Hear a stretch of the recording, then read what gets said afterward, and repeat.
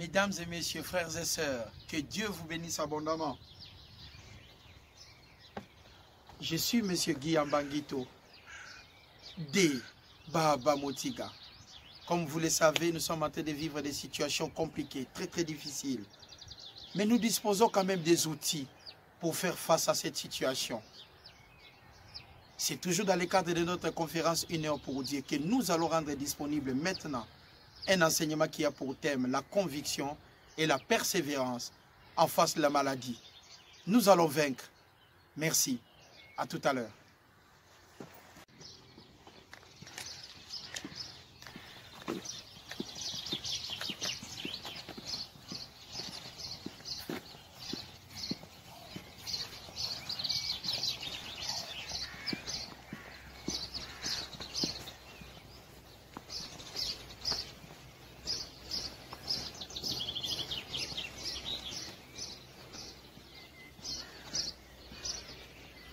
Dieu vous bénisse infiniment. Le thème de notre enseignement ce matin s'intitule « La conviction et la persévérance face à la maladie ». La persévérance est une qualité d'une personne qui persévère, d'une personne qui a de la ténacité et qui n'abandonne jamais. Nous savons que devant cette situation compliquée, devant cette maladie, nous ne devons jamais abandonner en tant que des croyants. Nous connaissons la parole de Dieu ainsi que sa volonté. Aujourd'hui, cet enseignement est pour nous aider à ne jamais abandonner devant cette situation.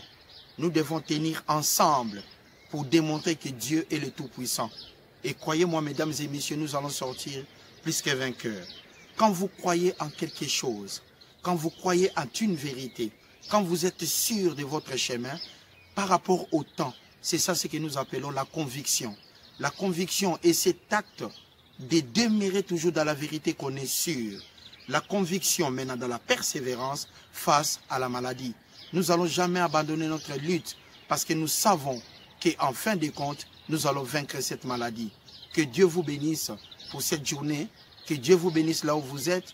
Que Dieu vous bénisse dans votre travail. Nous allons partager cet enseignement. Hébreux chapitre 10, les versets 37 ainsi que les versets 39. Encore un peu de temps. Un peu de temps.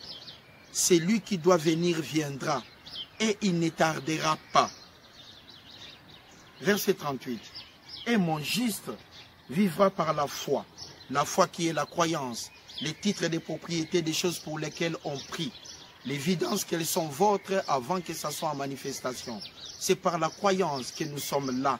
C'est par la croyance que nous enseignons cette parole parce que nous sommes sûrs, nous sommes convaincus que Dieu est avec nous, sera avec nous et il ne nous abandonnera jamais. Verset 39.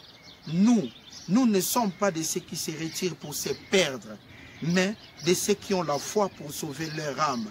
Nous, en tant que des croyants, des fils de Dieu, en tant que des croyants qui connaissent la parole de Dieu avec amour, nous ne sommes pas de ceux qui se retirent en face des problèmes, d'une situation compliquée, ils se retirent. Non, nous avons la foi, la croyance, nous connaissons l'adresse de Dieu, nous tenons ferme parce que nous savons que la victoire est de notre côté. Nous ne sommes pas de ceux qui se retirent pour se perdre, mais de ceux qui ont la foi, la croyance pour sauver leur âme. En Hébreux chapitre 37, Hébreux chapitre 10, le verset 37 au verset 39, le verset 39 nous dit, nous, en tant que des croyants, nous, les fils ainsi que des filles de Dieu, nous ne sommes pas de ceux qui se retirent face à un problème pour se perdre, mais de ceux qui ont la foi pour sauver leur âme. Nous allons voir maintenant en Luc chapitre 18. En Luc chapitre 18, les versets 1 au verset 8. Nous allons étudier cette parabole. Jésus leur adressa une parabole pour montrer qu'il faut prier et ne point se relâcher.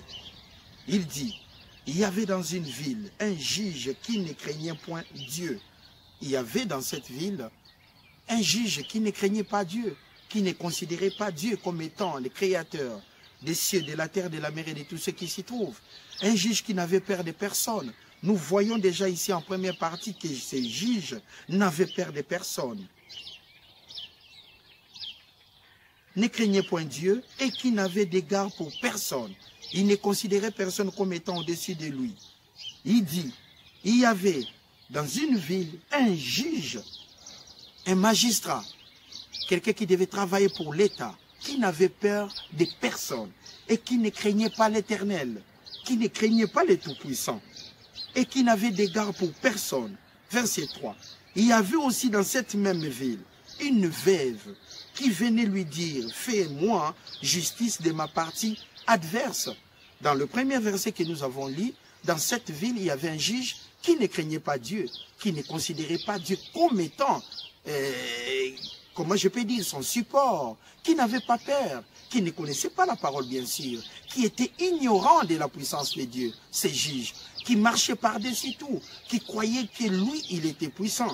Et dans cette même ville, il y avait aussi une veuve qui venait lui dire, fais-moi justice de ma partie adverse. Il y avait un problème à régler, mais les juges ne considéraient personne. Et dans cette même ville, il y avait aussi une femme qui avait un problème sérieux, qui cherchait des solutions. Mais les juges étaient connus comme étant quelqu'un d'incontournable, qui n'avait peur de personne. Verset 4. Pendant longtemps, le juge refusa, mais ensuite il dit en lui-même, quoique je ne craigne point Dieu et que je n'aie d'égard pour personne, quoique je ne craigne point Dieu. Nous voyons lui-même le juge déclarer, quoique je ne craigne point Dieu. Il savait lui-même que Dieu existait, mais il n'avait pas peur de l'Éternel. Mais un moment il a dit, quoique je ne craigne point Dieu et que j'ai un égard pour personne, néanmoins, qui met en contradiction le verset 4 par rapport au verset 5, néanmoins, parce que cette veuve m'importune. Ici, la parole de Dieu nous dit, cette veuve n'a jamais abandonné sa situation. Elle croyait que la volonté de Dieu finira par s'accomplir pour son problème.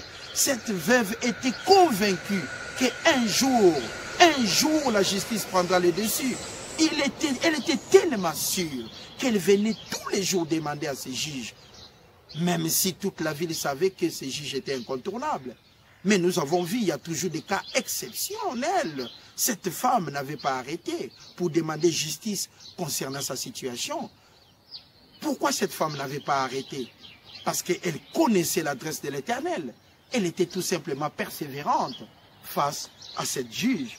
Face à ces juges, cette femme n'avait jamais abandonné. M'importune, néanmoins, parce que cette veuve m'importune, je lui ferai justice. Quand le juge a déclaré ça, c'est par rapport à quoi?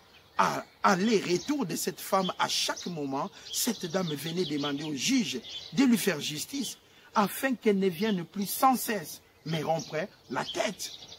Il a dit lui-même le juge, afin que cette femme ne vienne plus sans cesse, mais romprait la tête. Il a dit ça, parce que cette femme n'avait jamais arrêté. Cette femme savait qu'un jour, qu'elle allait vaincre la situation, qu'elle allait trouver la justice en face d'elle. Elle allait avoir la solution pour son problème. Mais les juges aussi s'est rendu compte que la femme était tellement persévérante que la femme n'allait pas arrêter. Le Seigneur ajouta, attendez ce que dit le juge unique, qui n'avait pas peur de Dieu. Mais un moment, le juge s'est dit lui-même, néanmoins, parce que cette femme ne veut pas arrêter, je lui ferai justice. Le Seigneur ajouta, attendez ce que dit le juge unique, et Dieu l'Éternel des armées, et Dieu le Tout-Puissant, et Dieu le Créateur des cieux, de la terre, de la mer, et de tout ce qui s'y trouve, et Dieu le Tout-Puissant, notre Éternel. Si cette femme a pu trouver la solution, maintenant la parole de Dieu nous dit, et Dieu ne fera-t-il pas justice à ses élus, aux croyants, pour vaincre cette maladie?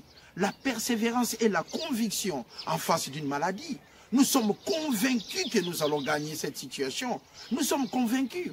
Pourquoi nous sommes convaincus? Parce que nous avons la persévérance. Nous connaissons l'adresse de Dieu. Nous n'allons pas nous arrêter en si bon chemin.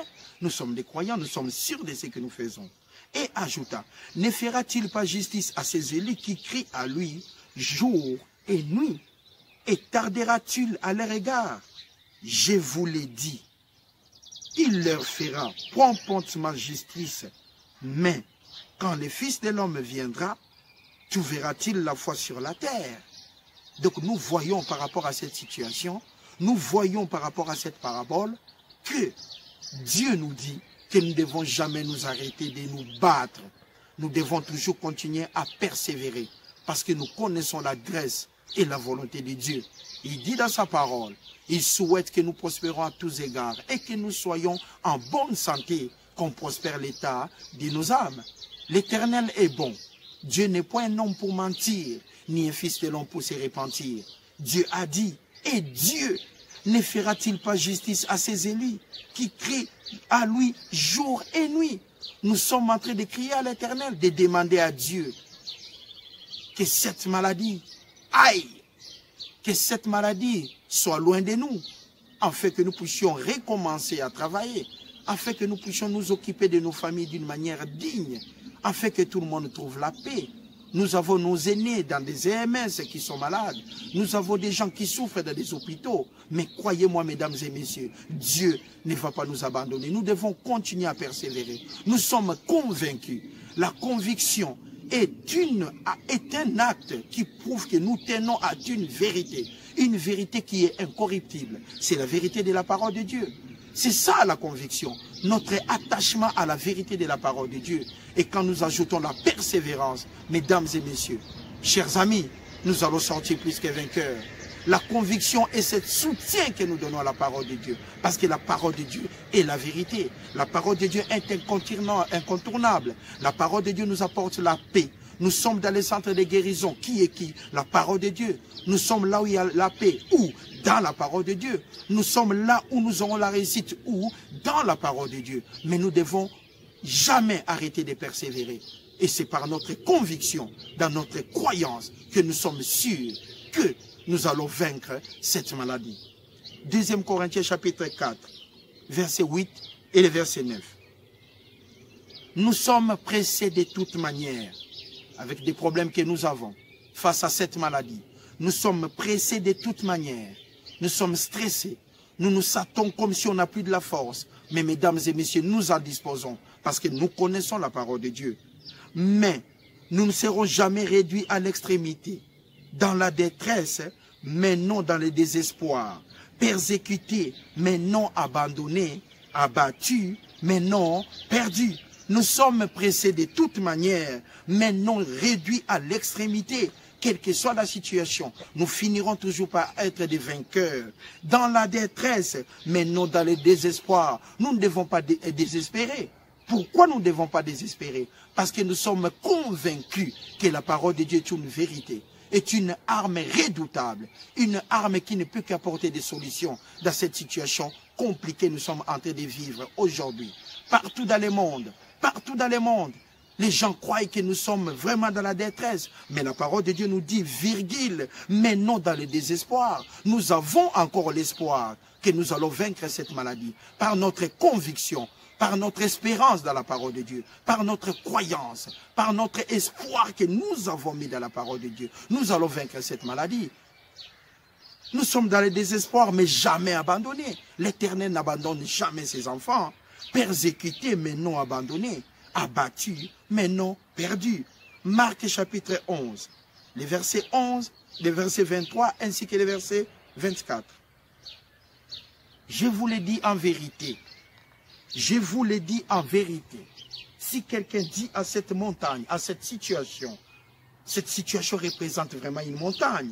Maintenant, la parole de Dieu nous confirme. Je vous l'ai dit en vérité, tout en sachant que Dieu n'est point un homme pour mentir, ni un fils de l'homme pour se repentir. Je vous l'ai dit en vérité, si quelqu'un dit à cette montagne, à cette maladie qui nous embête, si quelqu'un, tout le monde, un croyant, une fille, un fils de Dieu, si quelqu'un qui est convaincu, si quelqu'un qui persévère, si quelqu'un qui sait que cette parole est une vérité, la parole de Dieu maintenant nous confirme. Je vous l'ai dit, je vous confirme en vérité. Si quelqu'un dit à cette montagne, à cette maladie, ôte-toi de là et jette-toi dans la mer. Ôte-toi de ma maison et jette-toi dans la mer.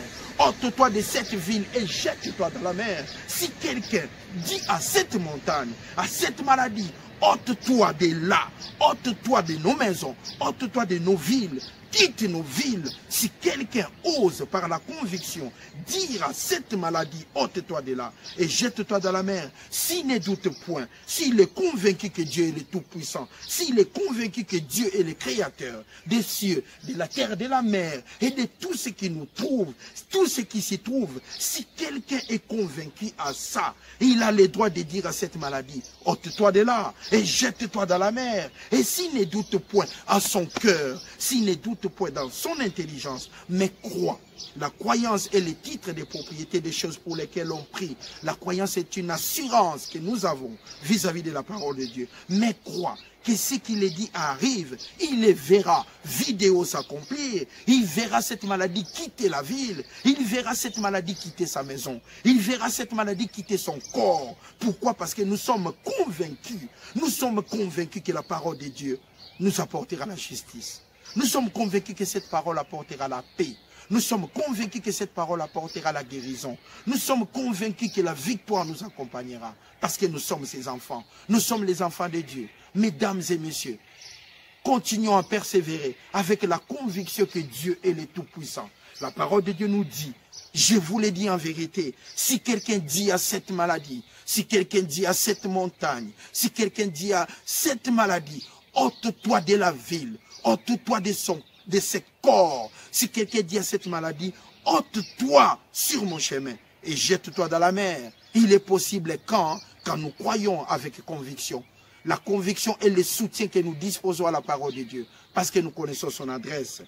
Il les verra s'accomplir. Il verra vidéo s'accomplir. La volonté de Dieu pour notre santé. Comme on a dit, le thème de notre enseignement est la conviction ainsi que la persévérance face à la maladie. Nous devons persévérer dans notre conviction parce que nous sommes sûrs de l'adresse de Dieu. Verset 24. C'est pourquoi je vous dis, tout ce que vous demanderez en priant, nous savons quand nous prions, nous devons croire. Nous croyons et nous prions. C'est un principe que Dieu a établi. Prier, c'est demander avec insistance. Nous prions à Dieu. Pourquoi? Parce que nous sommes sûrs qu'il va nous apporter la solution. Nous prions à Dieu. Pourquoi? Parce que nous sommes sûrs que Dieu va continuer à soutenir les corps médicaux qui travaillent jour et nuit. Mais mesdames et messieurs, je vais vous dire quelque chose. Des fois, j'arrive au travail le matin. Je trouve des hôtesses qui viennent déjà vers 6 heures, qui font l'intermédiaire entre les médecins et les patients, qui fait l'intermédiaire entre les médecins et la cuisine, qui fait l'intermédiaire entre les médecins et les services d'accueil. Les hôtesses que je trouve aussi qui travaillent dans des hôpitaux. Mesdames et messieurs, les femmes de ménage, elles sont déjà là à 6 heures pour travailler. Il y a toute une chaîne pour permettre aux hôpitaux de fonctionner. Il y a aussi des services techniques. Il y a tout le monde qui travaille. Tout le monde met la main dans la pâte pour qu'on puisse trouver la solution devant cette situation. Mais croyez-moi que Dieu vous bénisse là où vous êtes.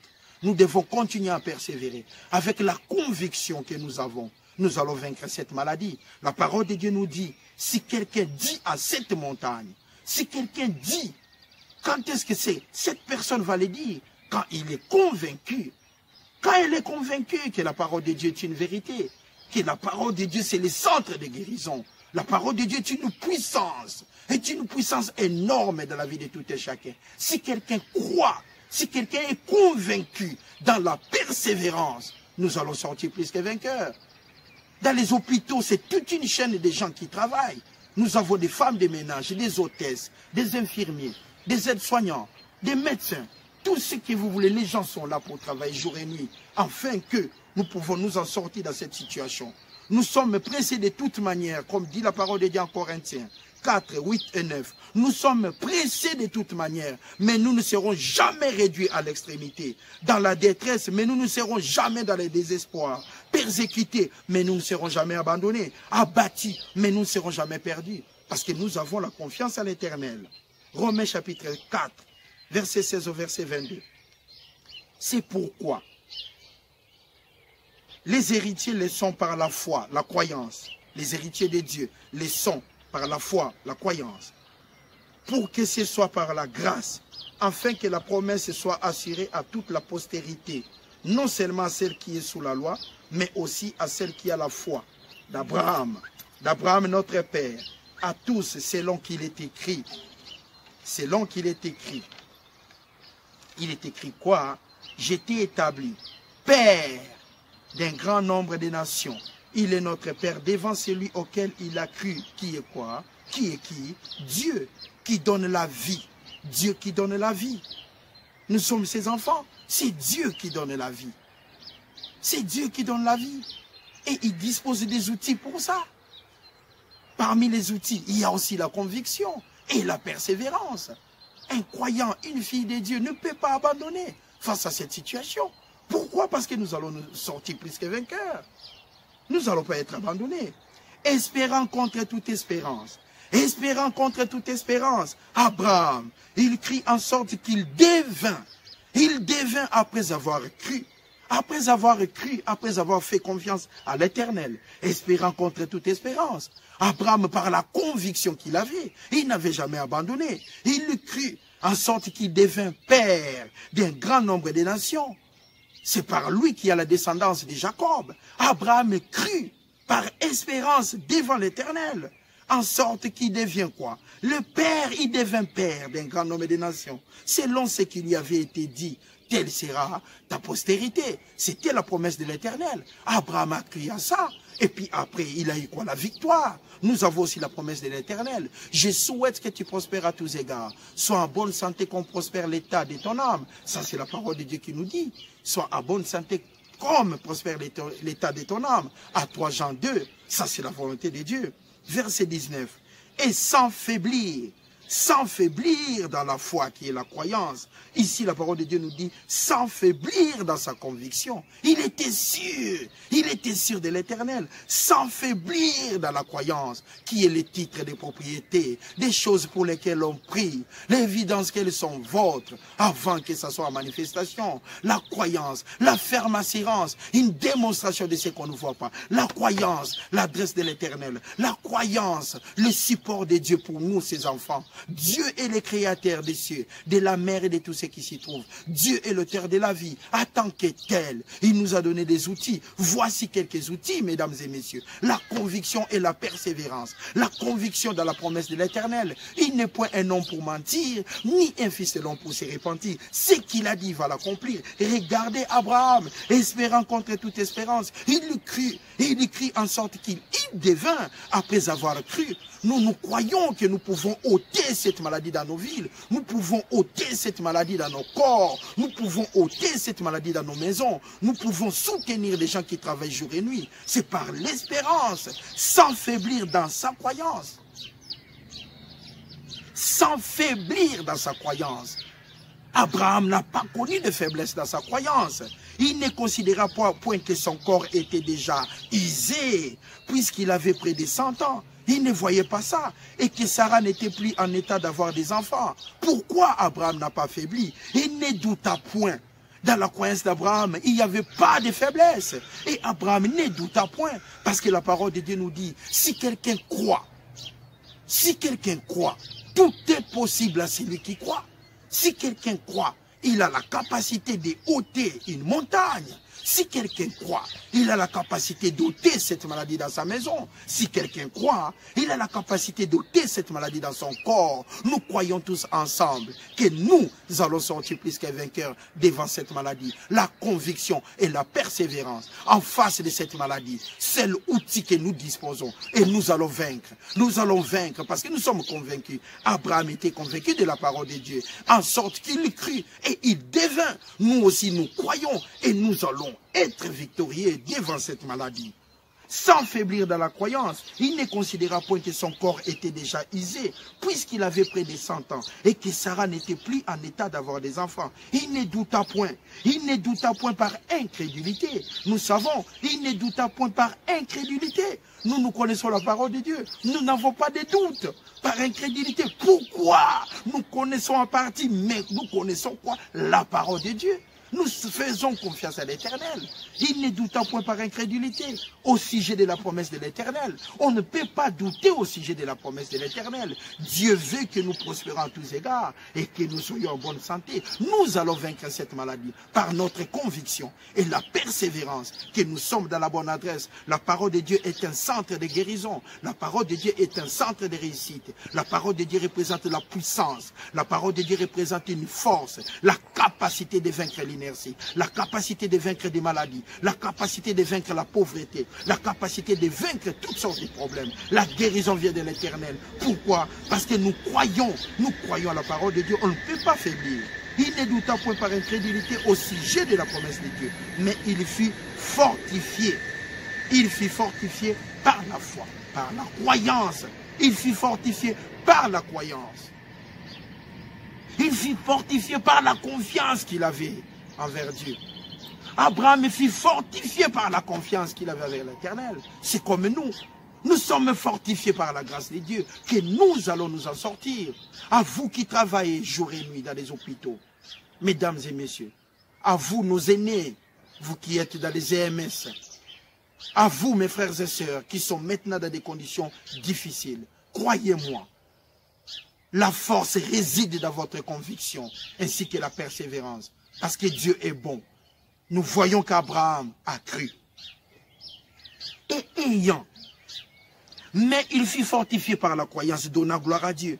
Et ayant, Abraham ayant, il avait en lui, et ayant la pleine conviction, la conviction remplie à déborder, ayant la pleine conviction, la conviction remplie à déborder jusqu'à couler par terre. Ayant la pleine conviction, la conviction assurée jusqu'à couler par terre.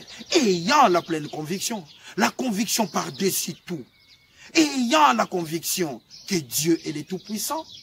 Ayant la conviction qu'avec Dieu nous ferons des exploits. Ayant la conviction que Dieu n'est point un homme pour mentir, ni un fils de l'homme pour se repentir.